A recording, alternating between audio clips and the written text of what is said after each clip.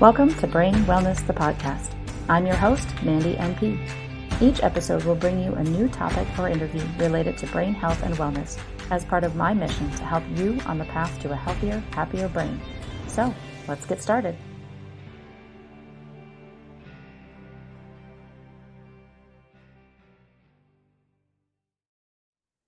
Hello, everyone, and welcome back to another episode of Brain Wellness, the podcast. My guest today is Dr. Amy Tyler.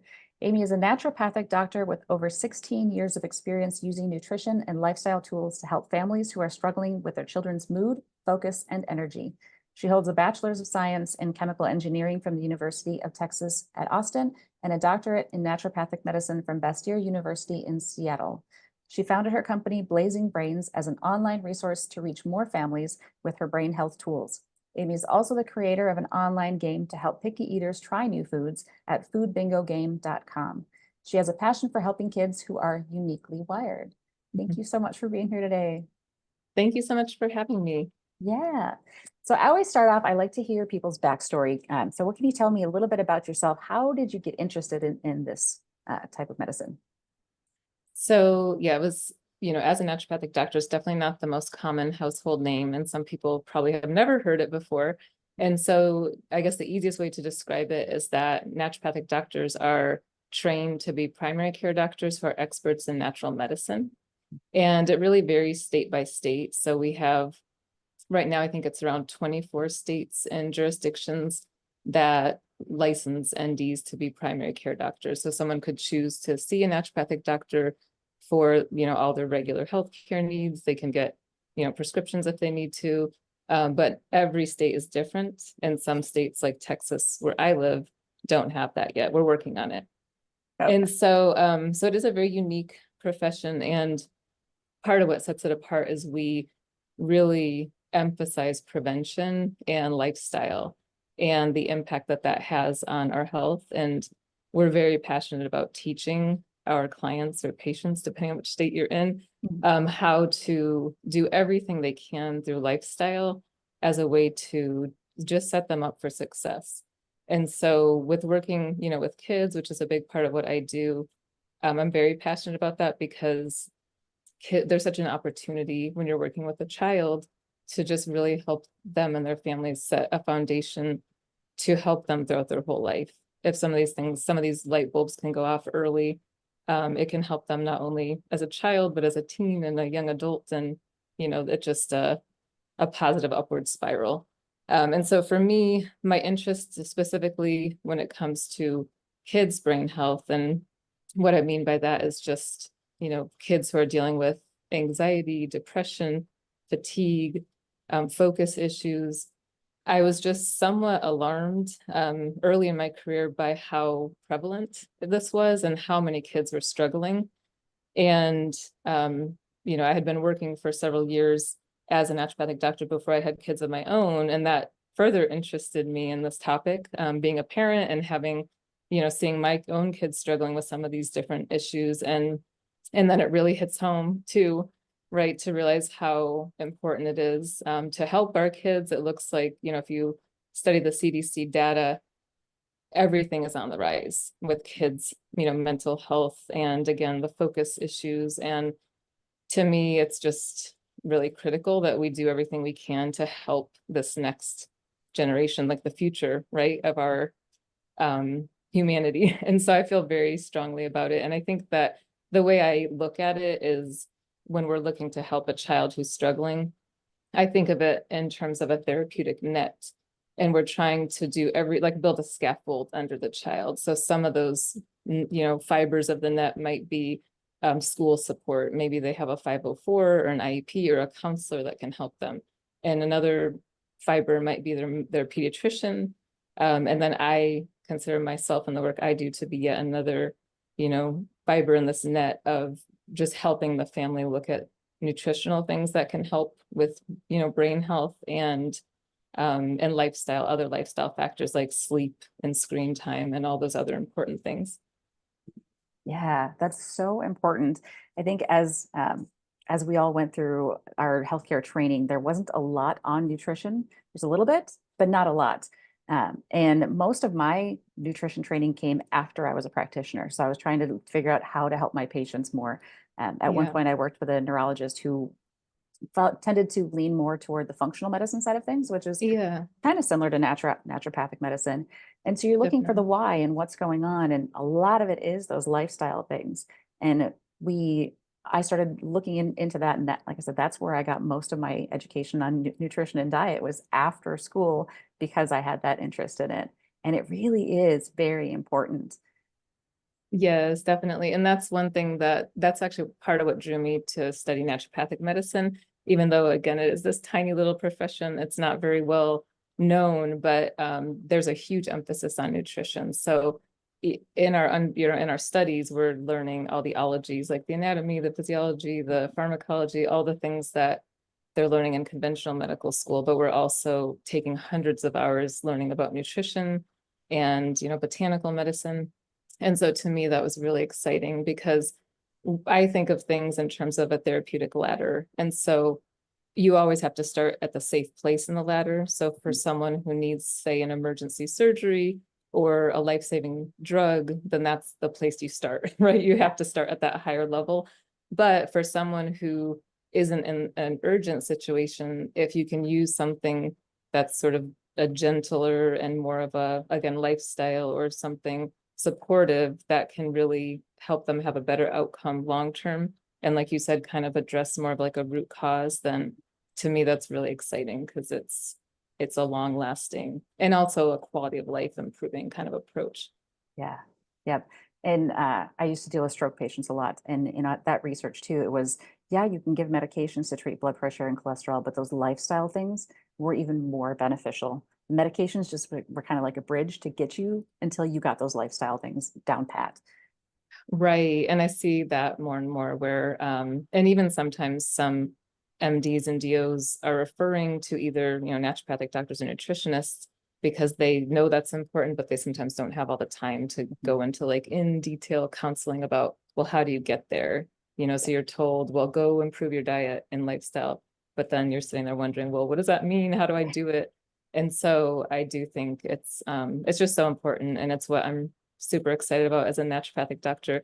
And the root of the word doctor is a Latin word docere, and it means to teach. And so to me, that's really, I feel like the calling that I have, and that's part of what led me to create Blazing Brains, which is just to teach and to help people understand. Because what I've seen working with my clients over the years is when those light bulbs go off and they really understand what you're saying and they see how it affects their bodies, it just carries forward, and if it's an adult, then it changes the way they're doing things at home and that affects the health of their kids. And even for kids, they can tell when they feel better and they can connect what they're doing to how they're feeling. So that's very satisfying, to me to see people just be able to be their own advocates and involved in the process.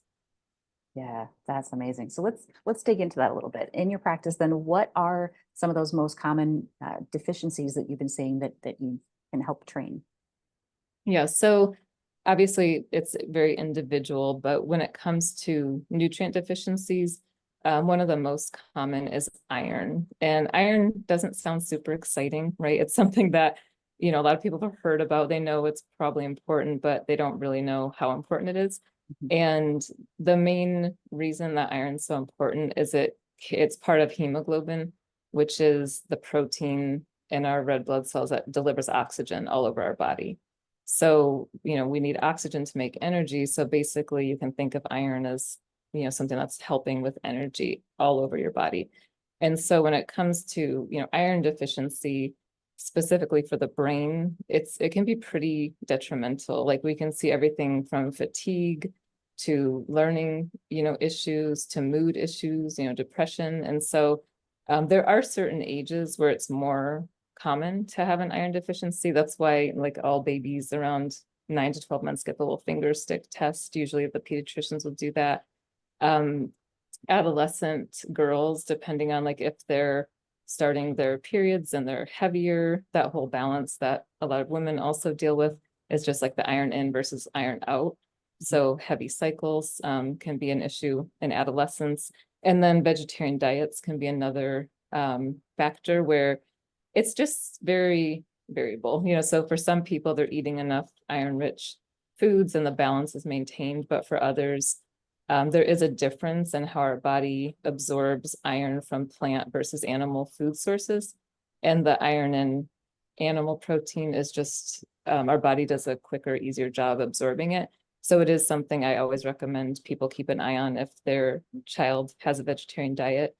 And it is just even, all the studies show it's one of the most common nutrient deficiencies in kids in the US. So I think it's worth investigating if someone has a kid that's tired or again has these mood issues.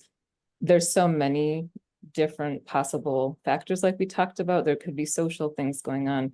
There could be lack of sleep. There could be so many different things, but because it's such a fundamental, like physiological requirement to have oxygen delivered to our brains, I just feel like it's one of those things that it's easy to test and you can, talk to your kid's pediatrician about getting tested if you have any concerns. Yeah, that's a good one. I often think about vitamin deficiencies, and with adults, I often see iron deficiency as a possible issue with memory. So I can see how that Yes. would translate down to kids as well if they're having difficulties learning in school. Yes, definitely. And it's interesting because I have been surprised by how much, fatigue is affecting kids. It surprised me because I think I tended to always think of kids as super energetic and, Mm. adults are just chasing after them, trying to keep up with them. But there's so many kids who are tired. And to me, that's again a little bit alarming. Like I feel like we need to really work all of us together to just figure out what's going on with our kids, brains and do everything we can to support them. And Yeah. so yeah, iron's a big one. There's, vitamin D deficiency is also pretty common. And there's ongoing studies. Vitamin D is one of these nutrients that there's been a kind of a resurgence in lots of studies looking at it and the different roles it can play.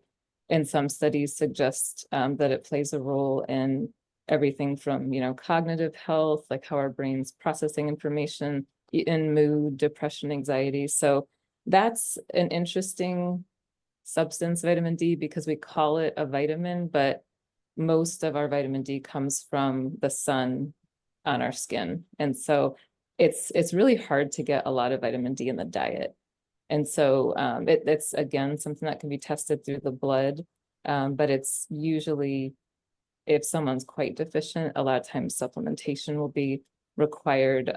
It's hard to consistently get a lot of sun without getting a sunburn. And so it's a great way, definitely, when people go out in the sun for 15 minutes or so and let their skin get exposed without burning, like that's another good approach. But for some people, that's harder to keep up with. And so Yeah, especially, so I'm in Minnesota. We don't get a lot of sunlight and it's not very warm, especially in the winter time. So it's hard to encourage my patients to get out and get sunlight that way. I was always telling them to try to get out for 10 to 15 minutes, not in the middle of the day. So you're not getting right. that direct sunlight hit, but going out without sunscreen so you can get some of that. Right. And with some skin exposed, like the tank top or shorts. And so sometimes it's just like you said, there's all these little practical things that can be tricky to go out the right time of day, to have the right clothing on, to, Yeah. not have sunscreen. So, but it is effective. That's kind of how we're designed to make vitamin D. So I think when people can do that, it's great. But if it's not possible, then supplementation is also good. So, and like I said, that's another one that pediatricians can run if a parent is concerned about some of these things we're talking about. And it's another great, I look at things as a lot of times they're multifactorial. So any rock that we can turn over and examine, especially things that are easy to do. I know blood tests aren't easy for a lot of kids, Right. but if someone's really struggling and dealing with some of these issues that are affecting their quality of life, it's sometimes worthwhile to do the blood test. Yeah, yeah, absolutely. Um, what are there, other than like the fatigue, and I think you mentioned a couple things in there, my mind kind of glossed over it for a second there. You had some of the symptoms that patients or parents should watch for in their kids that would maybe signal that they have some of these deficiencies. Could you highlight Yeah, a some of lot those of again? times. So yeah, definitely fatigue. I think focus issues, difficulty at school, learning, like cognitive issues. Sometimes parents feel like their kid doesn't retain anything they're asking them, and again, there's so many, it can be very complex, and sometimes that can be also symptoms of neurodivergence, like someone might have ADHD, or there's, a lot of different things that can be going on. But again, if there's anything we can do to help with something that can be modified or fixed, like a nutrient deficiency. But depression, anxiety, mood issues, irritability, all of those things can be related. And so I think it's, again, just really important to at least look. And it might be fine, but then you have peace of mind that we know, because we can correct those deficiencies and be proactive. It's just better, I think, to check and make sure. Yep, good call. And so that's the food portion of it. How about like water intake? I know I'm always struggling with my kids trying to make sure they get enough water. Can that hydration status have an effect on the brain too? Definitely. And I am here to hopefully get people really excited about drinking water. And again, kind of like with iron, some of these topics don't sound super exciting when you first hear about it, but I really hope to make it more exciting, because if you think about it, our bodies are, depending on age, they're over 60% water. So kids are more like 65, infants over 75%. And as we age, it's a little bit lower and lower. But if you think about that, you're over half water, right? And the brain is estimated to be 73% water. So if you just stop and think about that fact for a second, it stands out. Wow, water must be really important for this brain to work properly. And part of the reason, the things that the water does in your brain is it's helping bring nutrients and neurotransmitters. So if we think of why we feel the way we feel, a lot of that has to do with dopamine and serotonin and norepinephrine, all these neurotransmitters that affect things like focus and mood and energy. And so we need water to deliver these nutrients and neurotransmitters to our brain.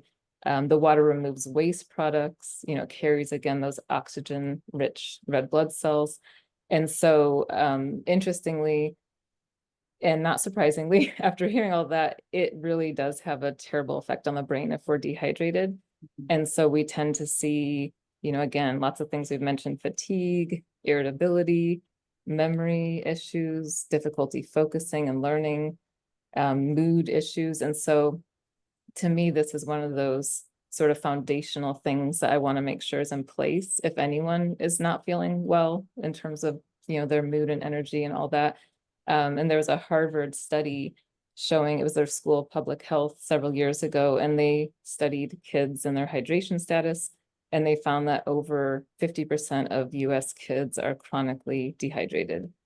And if you think about that, it's really kind of, again, it's one of these things that can be modified and improved. And so this is something that's just a foundation that I think it starts with first knowing, how much water do your kids need is one, and then how much water are they drinking, and then, examining those things. And I have a hydration guide that I can share maybe at the end if we go over the resources, but that will help parents identify how much water their kids need based on their age and their size and that sort of thing.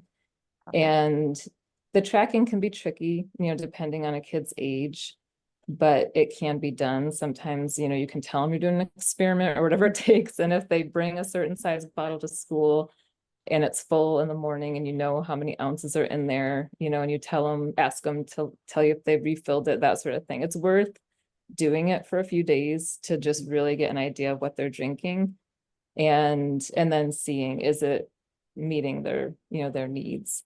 Because again, if they're chronically dehydrated, and this, we're not talking about acute dehydration like heat stroke or when someone's sick and it's like an emergency where they need to go in and get IV fluids, but this is more this kind of chronic, mild dehydration.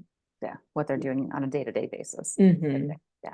Yeah. So I know when in the adult world, I have difficulties getting some of my patients to drink water. How can we make it more fun for kids to get better hydration?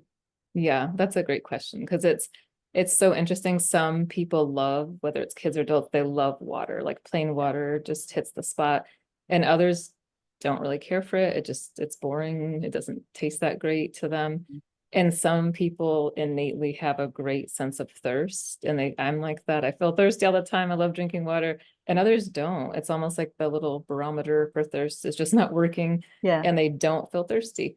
And so a few tips and tricks. I think one is realizing that it doesn't just have to be plain water. I mean, in an ideal world, we do want kids to be getting most of their hydration through plain water, but there are other beverages. So things like, even a broth-based soup is hydrating, herbal teas are hydrating. And I always encourage parents to try these with kids. A lot of times kids love tea, like peppermint tea or ginger tea, lemon tea. A lot of times they really enjoy the ritual and just the fact that it's something different than water. You can do it cold, you can do it warm, depending on the season and preferences. And so that could be another great way to make it a little more fun or exciting. There's some good electrolyte powders or tablets, that sort of thing, that can also replace electrolytes, which is another component of hydration. And so all those things can make it a little bit more fun. On the other hand, really sugary beverages, I tend to think of as they're more dehydrating because of the high sugar content, or things that have caffeine, which sometimes the teenagers are, migrating towards. And so the other tip I have is you can use technology again when we're looking more at the older kids who have a lot of times they have a smartphone or a watch, and there's some water reminder apps that you can put on there that will just kind of remind them like, hey, it's time to drink water. There's even there's probably several. There's one company I'm familiar with where they have a smart water bottle, and these lights start going off on the bottle when it's time to drink. And so for kids, that can be really fun to have their bottle, lighting up and interacting with them. Yeah. I had heard about one app at some point recently that it's a plant. So you water your plant when you take sips yourself. So you mark it when you're taking a drink, and it shows your hydration status of your little plant in your app.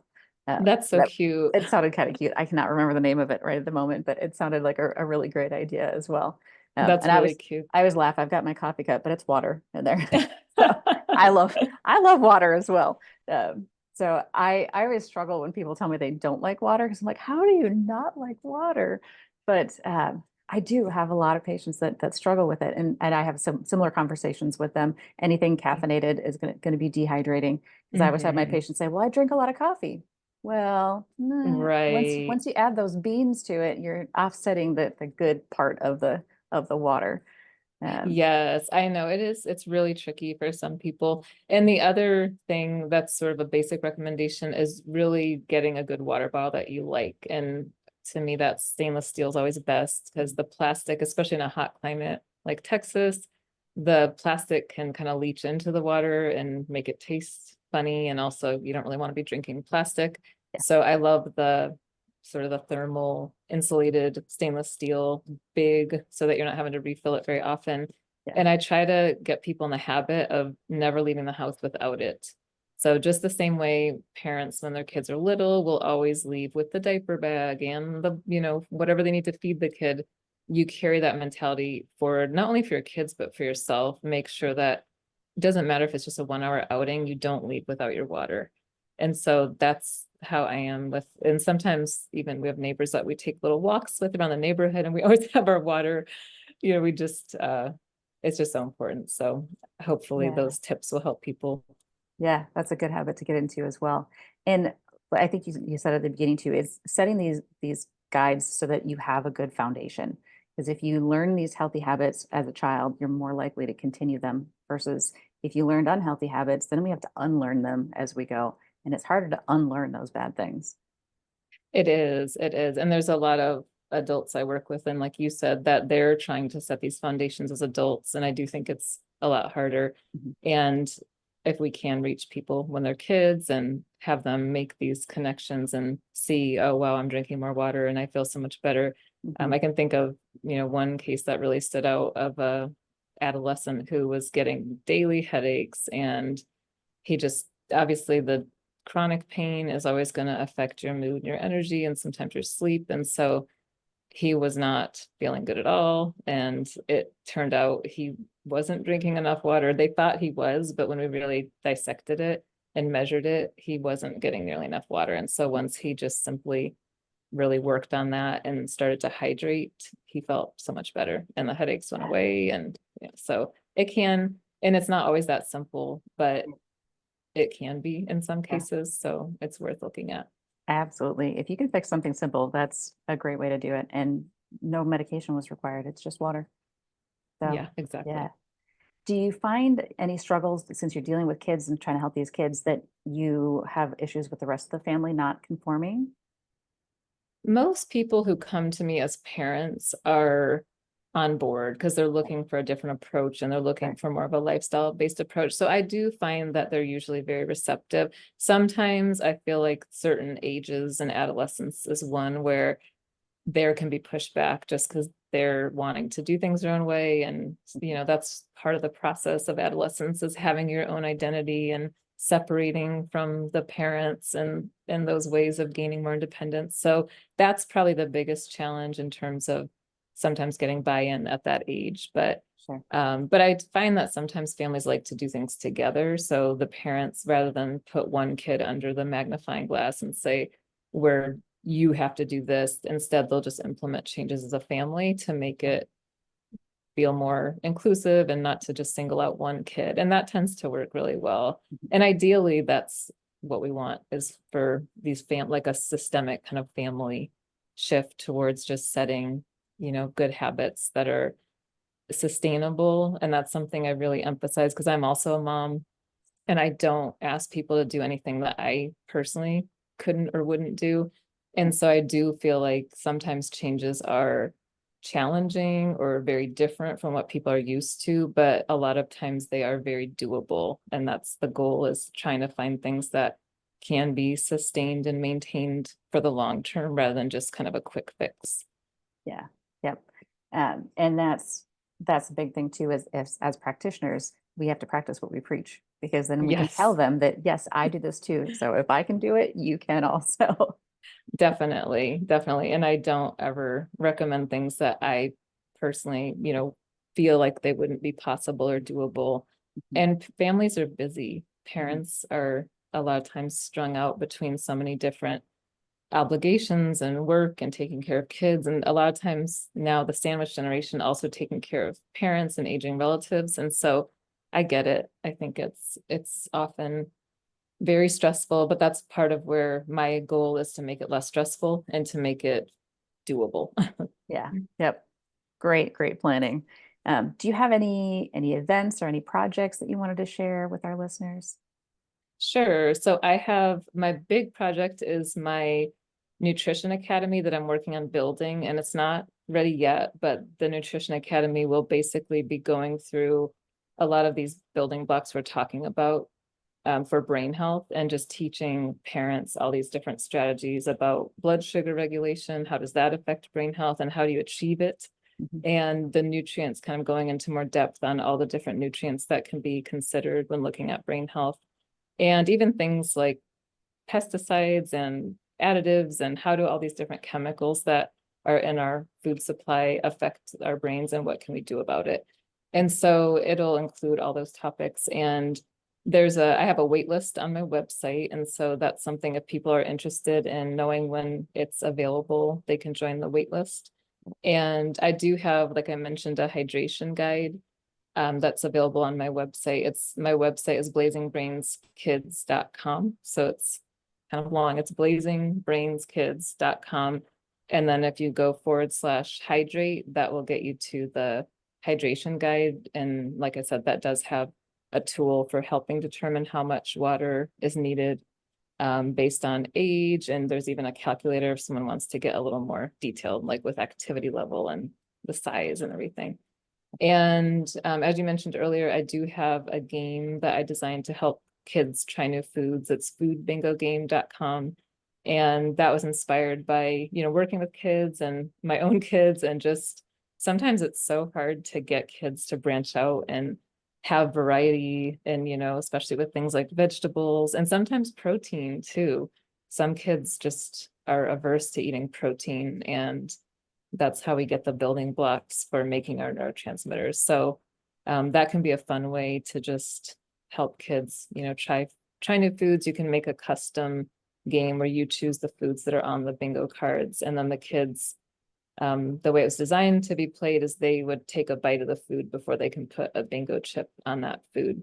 Nice. But there, some kids are, for different reasons, if they're extremely picky, even just smelling the food or touching the food can be a win. And so that can be another way to play. More exposure. Yeah. Yeah.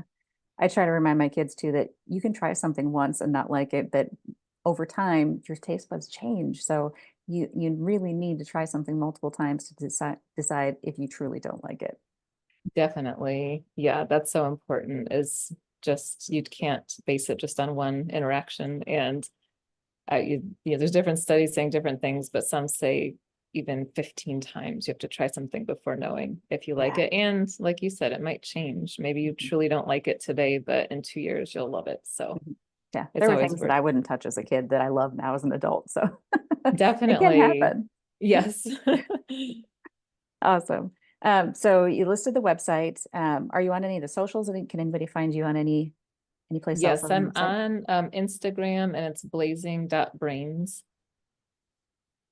And then I think I'm also on Facebook, but I don't even know what my URL is there. You did put a lot of those in that page that I gave you. So I'll add all of those links on the show notes as well, so people can find you, as well as the website and your waitlist site. I will put that on there also. Okay, great. Yeah. Any last things you wanted to share? Anything you wish I would have asked you as we were going through? I feel like we covered everything. I don't know if we shared this earlier, but there's that Benjamin Franklin quote, "An ounce of prevention is worth a pound of cure." And I think that's a nice thing to keep in mind. I think anything we can do up front to create a healthy lifestyle and a supportive lifestyle is going to save us so much in terms of just, reducing or avoiding symptoms and avoiding bigger medical problems down the road. And so I like to think of things in those terms, is just, again, really focusing on being proactive and really taking control of our health and putting more of it into our hands. And so I guess that's important. Yeah, I kind of like that. I usually tell my patients too, it's kind of like when you take your car in for your regular maintenance. You do all that regular maintenance so you prevent something major from happening.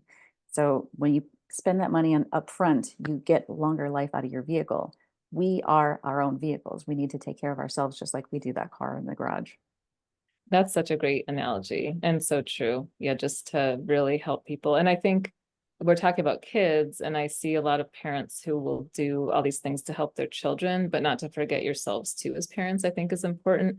Because sometimes, especially I see it with moms, they're just putting themselves down at the bottom of that to-do list. And so that's the other thing I'd love to share is, if that's you, just don't forget to make time for your own preventive wellness as well.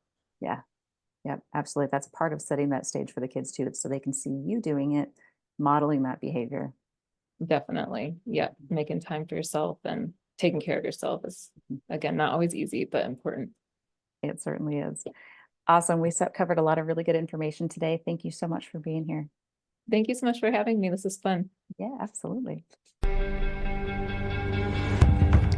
Thanks for tuning in to this episode of Brain Wellness, the podcast. If you enjoyed this episode, I encourage you to subscribe, like, and share this with others to help me continue on with my mission to help people live healthier, happier lives. Go to www.brainwellnesssolutions.com to see what I'm up to and get links to all the social medias there. See you next time.